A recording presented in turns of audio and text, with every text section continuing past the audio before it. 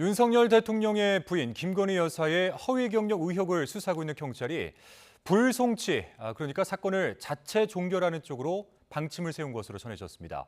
공소시효가 지나서 처벌할 수 없다는 건데 경찰이 최근 김 여사와 관련 사건을 잇따라 무혐의 처분한 상황과 맞물려서 논란도 이어지고 있습니다. 강민경 기자입니다. 지난해 말 대선 전국 당시 김건희 여사가 과거 허위 경력을 기재하고 대학 교수로 임용됐다는 의혹이 제기됐습니다. 김 씨는 당시 YTN 취재진에게 돋보이고 싶은 욕심 때문이었다고 해명했고 파문이 커지자 기자회견까지 자청해서 고개를 숙였지만 논란은 가라앉지 않았습니다. 일과 학업을 함께하는 과정에서 제 잘못이 있었습니다. 잘 보이려 경력을 부풀리고 잘못 적은 것도 있었습니다. 당시 시민단체들은 사기와 사문서 위조 행사, 업무방해 혐의 등으로 김 여사를 고발했습니다.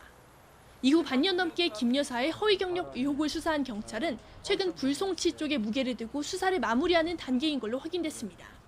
경찰은 우선 고발된 혐의들 대부분 공소시효가 지났다고 보고 있습니다. 김 여사가 허위 경력을 쓰고 일자리를 얻었다고 알려진 첫 사례는 2001년, 마지막은 2014년입니다.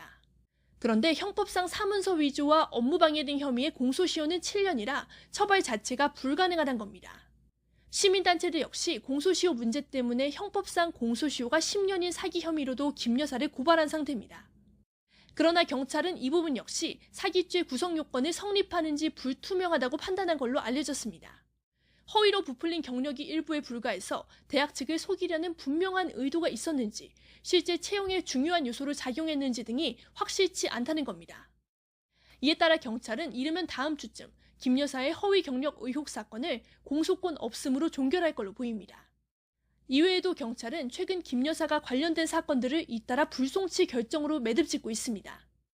김 여사가 기자를 매수하려 했다며 공직선거법과 정치자금법 위반, 업무상 횡령 등 혐의로 고발당한 이른바 7시간 녹취록 사건들도 불송치하기로 했습니다. 김 여사가 모친과 공모해서 사문서를 위조했다는 혐의 역시 이미 증거 불충분으로 종결했습니다. 잇따른 불송치 결론에 야권 등에서는 경찰이 봐주기 수사를 하는 거 아니냐는 의혹도 제기되는 상황.